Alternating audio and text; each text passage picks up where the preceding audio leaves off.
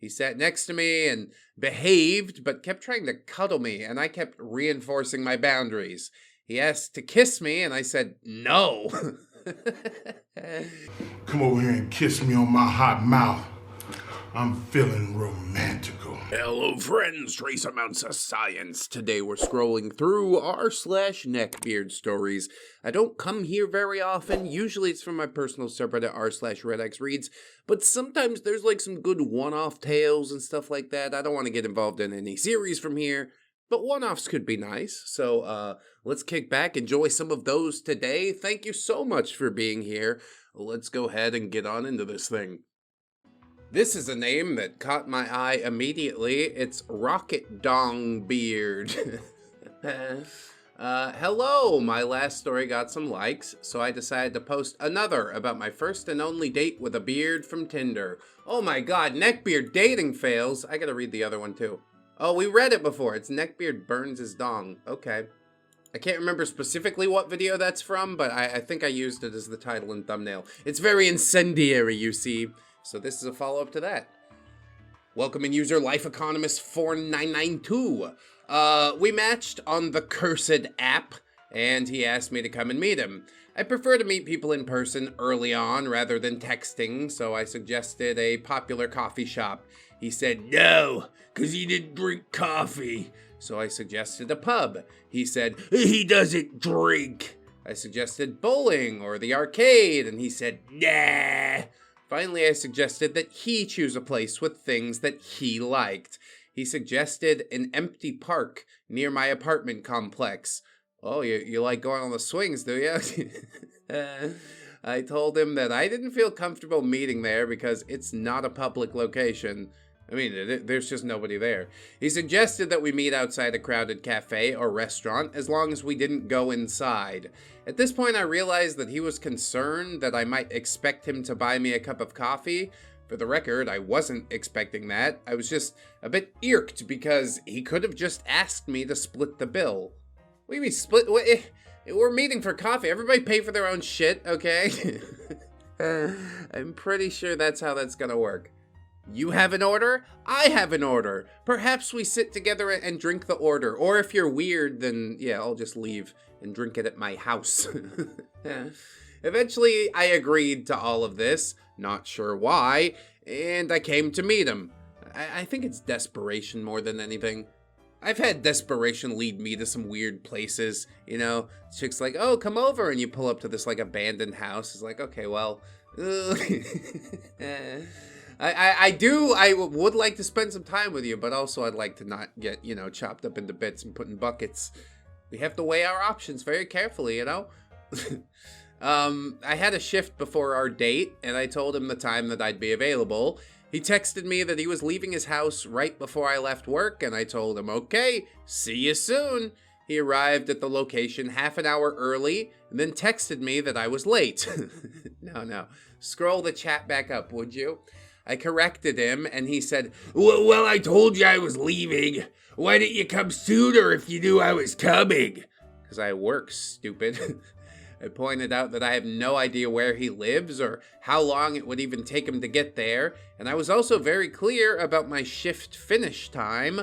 I turned up already pissed off because he kept texting me every 2 minutes about where I was. I nearly turned around and went home. Yeah, that would be the thing to do, wouldn't it? It's like, you know what? Hey, I don't have energy for this shit today. I'm not gonna do it. You can't make me. So I arrived and was looking for a tall, athletic guy with short hair and a beard. I looked around and didn't see anyone matching that description. There were 3 guys playing basketball nearby, and they asked me if I was looking for someone. I told them yeah, and gave them a brief description. They looked a bit confused at each other and then said there was a guy who arrived about a half an hour earlier who was sat on a bench nearby. I looked where they were pointing, and sitting right there was a guy who looked, well, nothing like his profile picture. Yeah, he's had a couple of rough years. There's nothing wrong with a person's looks changing, but there is something wrong with using pictures so old that you are literally unrecognizable. Yeah, here's a picture of me from 2 decades ago. That person's still in there somewhere, allegedly. He had been sat there the entire time, watching me look for him, wearing dark sunglasses, trying to strike a seductive pose on the bench. Oh yeah. As I got closer, I realized that he was wearing gray sweats and a disgusting fleece jacket in the hot summer heat. He smelled like BO and old food. He had a patchy beard that had been filled in with acne, poorly cared for teeth, and one of those anime keychains clipped to the zip of his sweaty fleece. Oh yeah, the anime keychain's what really pulls it all together. Otherwise, it's just a disgusting jacket. But you put the anime thing on there, and whoa! Bang, zip, boom, right to the moon! OP says, I approach, not even sure if this was the right guy. He took off his glasses and introduced himself. He then told me that I was late. The mannerisms and tone of his were supposed to look like some sort of stoic anime businessman character, but he just looked, cringe in his $2 plastic glasses and stained sweats. Yeah, he's definitely got like this version of himself in his head that never existed even slightly. I corrected him again, a bit ruder this time, and I also pointed out that he had watched me look for him this whole time and not said anything. I work with kids, so I'm very used to the I'm very disappointed in you voice, and he did end up apologizing. Yeah, he probably didn't actually mean it, but okay, we'll take that, I guess. We sat on the bench for about 5 minutes, talking, and he told me that he loved anime and games and Japanese music, and he told me that he went on the date because I looked like a character from some game that he likes. Then he tried to adjust my top, and by that I mean touch me, and I told him not to touch me. He sat next to me and behaved, but kept trying to cuddle me, and I kept reinforcing my boundaries. He asked to kiss me, and I said, no. Come over here and kiss me on my hot mouth. I'm feeling romantical. Did you even brush your teeth before all this shit? Do you live in reality, like, at any point during the day? One quick look in the mirror will give you every answer you need. I just wanted to make this date last at least 20 minutes so I could leave without feeling too bad. He then kept trying to initiate a kiss even though I told him I wasn't interested. I could smell his teeth every time he got close. Not food in his teeth. His actual teeth smelled like cavities. Listen. Oh my goodness. Listen. You smell that shit? I hate that. That got me pretty good. Okay. When 20 minutes were up, I told him, I have to go, and we stood up to leave. When he stood up, I realized that he had a bone on. He was fully boned out in like this public place, surrounded by people. His first interaction with a woman in a long time. I went to walk away, and he tried to follow me and asked to give me a ride home. I told him that I could literally see that thing poking out his pants and to leave me alone. He said, I'm sorry. My dog's like a rocket ship. I knew the punchline would be something like, because it goes up so fast, but being angry, I asked him, so are you telling me that your dong is deformed? And he shouted back at me, my dong is not deformed! In a public park, surrounded by children. Perfect. Thank you for reading. TLDR, Neckbeard definitely gets a bone on our first date. Yeah, can you even call it a date? We sat awkwardly on a park bench for 20 minutes, just being miserable next to each other until we decide to part ways. And of course, just no shame, he stands up with the thing poking out his sweatpants like... that is ludicrous. Sir, please do something with that.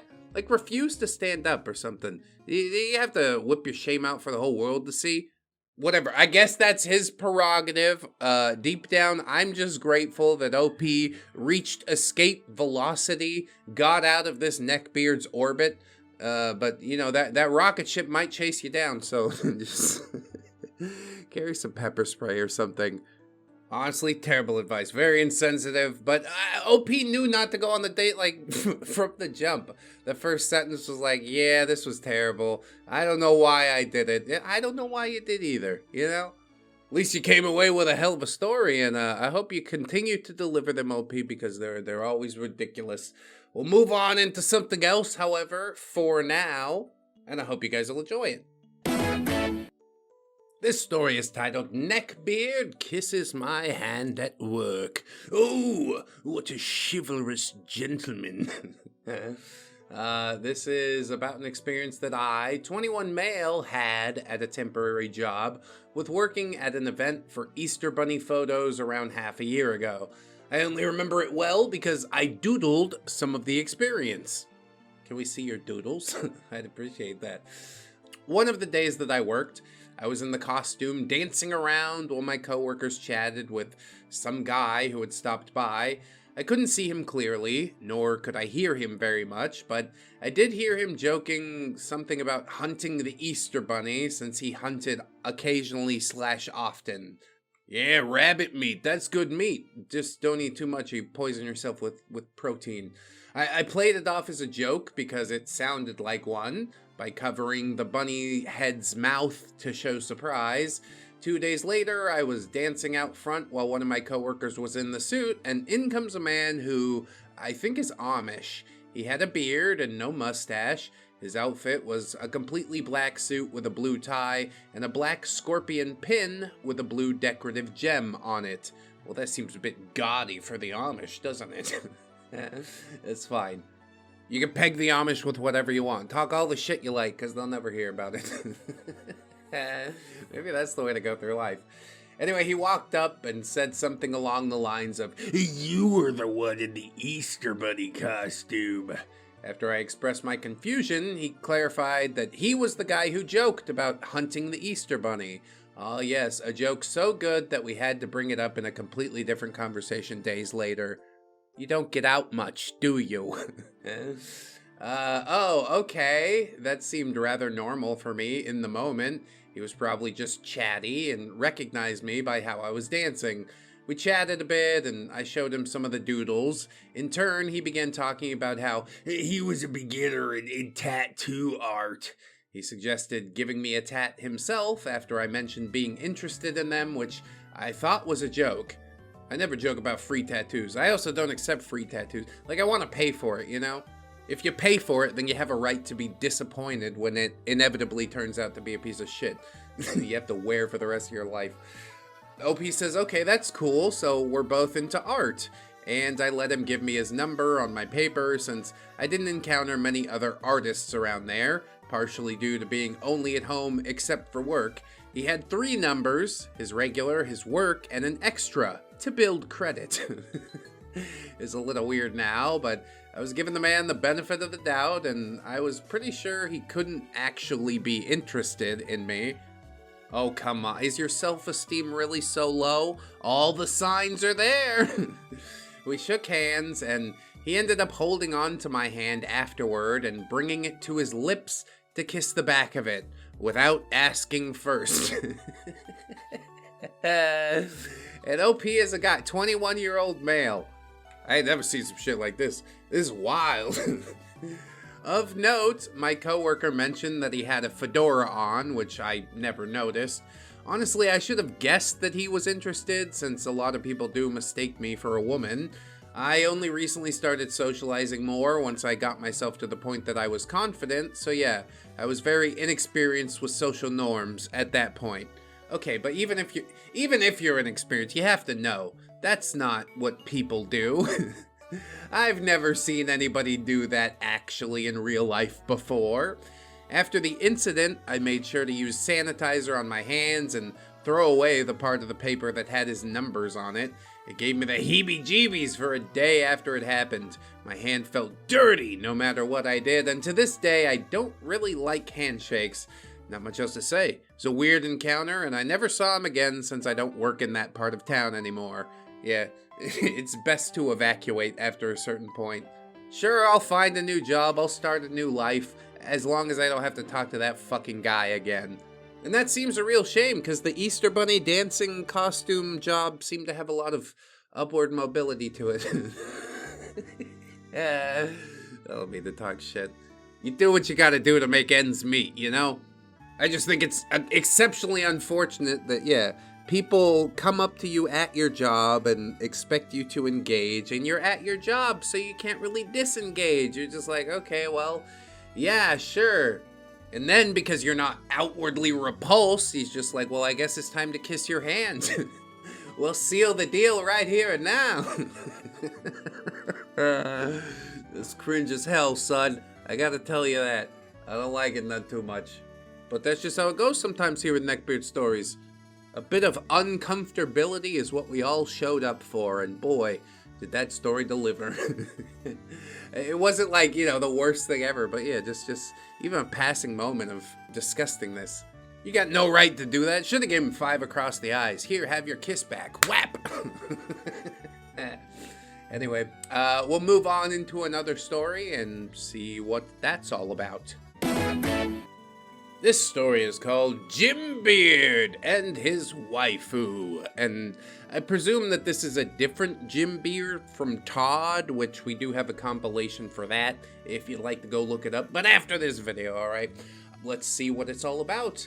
OP says, I was dating this guy for like a month. I like nerdy guys, so when I saw his pictures, my first thought was it might be a gym bro thing, which I'm personally rarely into, if that's really the main passion or hobby, because I just can't relate to it at all. But then I read in his bio that he was into some very nerdy stuff. Warhammer, LARP, video games, manga, you name it. He super liked me and I was intrigued, so we matched and started seeing each other. So I guess this is the inverse of the usual happening. We're like, okay, sure, he looks good, but we can't mentally connect. And then you hear he's into a bunch of nerdy stuff, and you're like, well, sign me up. I sort of get that on some level, but let's just admit to the physical attraction right away. Like, yeah, I like nerdy guys, but if I could have a nerdy guy that has a six-pack, then that's even better. Anyway, OP says, I won't shame the guy for his nerdy hobbies. What the fuck? Why would you? Like I said, I actually like that. Oh, do you actually? My claws are coming out, I swear to God. I don't think that's what makes him a neckbeard. I'll focus on the cringy, creepy, funny stuff, but I do want to add as a side note that he did have a katana. Beware the katana, ladies. I only know one genuinely cool guy who has one, and that surely ain't him. The only guy that I know who has a katana is actually a pretty legitimately cool dude.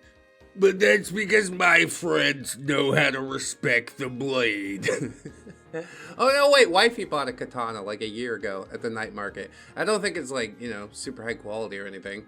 But it does hang by the door. It's probably good for one slice, and sometimes that's all you need. So yeah, I guess we're not respecting the blade in this house. Oops, sorry. Anyway, OP says the neckbeard traits were a bit more subtle the first 4 dates. Well, he made through 4 dates, huh? It was a bit much and a bit cringy that he described himself as a lone wolf. He said that he loved darkness. And always had rotating dramatic drawings of sulking knights as his profile pictures. As a grown man who turns 28 next week, it was giving edgy teenager, but I looked past all that because you thought he was hot, right? You'd see it on anybody else, wouldn't you? 28 freaking years old, man. I don't know. If you're not on your way to having it figured out by 25, then there's not a lot that I can do to help you. At a certain point, it just becomes a downward spiral, and I don't want to become a part of it. Apparently, OP is okay with being a part of it. At least for a month. But mostly because he's hot, you know. She doesn't say that, but yeah, it's subtext. The breaking point was so creepy and random. It was on our 5th date, the second time I slept over, and we were cuddling in bed after we woke up with no warning, no intimate touching, no eye contact, no nothing, and he just started pulling himself off while he had his arm around me. And later I'm gonna I'm gonna think about you, and there's nothing you can do about it. I hope you do think about me. Is that a sign? Am I supposed to get involved with this or pretend to be asleep? I don't. If we could communicate with our words, I'd appreciate that a lot. I laid there in dead silence, unsure how to react. I brought it up after breakfast, and he just said that, well, his ex was into it, and that it was my fault for not stopping him, or I could have just joined in since, quote, his body is a buffet. Yeah, I see the mashed potatoes on the side right there, huh? Has some extra buttery rolls, did you?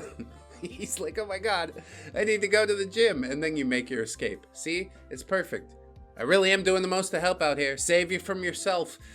OP says, I talked to my closest friends about it, and they validated my feelings that, yeah, he should have asked since it was so random, and I politely texted him about it, explaining how I felt and that I think we needed to communicate consent differently in the future, and that we could talk about that the next time I see him, and he ghosted me. Well, yeah, so much for open communication, I guess. But that is where the best part came in, says OP. Right after he ghosted me, he put on a K and an infinity sign in his Insta bio, and sure enough, a couple days later, he posted a story of a doodle of Princess Kida from Atlantis, which was his favorite Disney movie. Yeah, I remember watching Atlantis. I must have been like, 10, 12? My Uncle Dan took me to see it. And when my Uncle Dan brought me back to my Aunt Penny and asked me how the movie was, he said it was super hot. And she's like, wasn't it a kid's movie? And he's like, yeah, but the main character... You do swim, do you not? Oh, I swim pretty girl. Pretty good.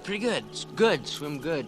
And I remember that, that imprinted on me. Looking back, Dan was probably a weirder dude than I ever realized. Whatever. In his story, he said, I think she's cute, and then proceeded to frame the doodle, putting it on his desk and putting that in a highlight that he titled, I love you, in Japanese characters. Boy, cringe. I don't think she's even Japanese. She's from Atlantis. Don't they speak Atlantean or something? Whatever. It's all moon runes, isn't it? So yes, this 27-year-old man has an imaginary waifu to deal with how I politely called him out for wanking next to me out of the blue. Skull emoji. I mean, at least Princess Kida doesn't mind, because she's a drawing. Oh, and also, he has a new passion project roughly every 2 business days. He wants to be a streamer and a podcaster and then an author, and now he wants to make his own manga. Well, yeah, you can do any or all of those things, but the rule there is you have to fucking stick to it. You have to show up every day, no matter what it is that you want to do or be. You have to commit yourself, and I don't think he's capable, dude. Almost 3 decades on the planet, and you can't even communicate the thing you want. You just whip it out and hope she'll get the message. No, she's just gonna be creeped out, okay? How about you say some things before all that goes on, A little bit of lead up into that. OP might have been down. I don't know if they boned it out or they're just having a little sleepover or something. But in either case, a bit of prelude would be nice, okay? If I could ask him for that. But yeah, nice story. Pretty cringe, I'll say that. I'm a bit disappointed that, OP didn't admit to the lookism and whatnot that went into the entire situation, but that's okay, because I'm here to do that. Let's all be honest with ourselves. Brutally honest. I hope that you guys will like the video or share it around. That would be cool. You can sign up on the Patreon or the YouTube memberships if you'd like to support us month to month. I just put a special never-before-seen patrons video up about divorce-flavored milk, so hopefully you'll go check that out if it intrigues. If you don't want to be a member, maybe you check out the Fourth Wall, buy some merch. That'd be cool. All else fails, that's fine. I hope you enjoy the rest of your day, and I'd like you to always remember, friends, that you are loved, you are worthy, you definitely deserve it, and I shall see you in the next one, so until then, bye-bye. 何バカ何バカ何バカ何バカ何バカ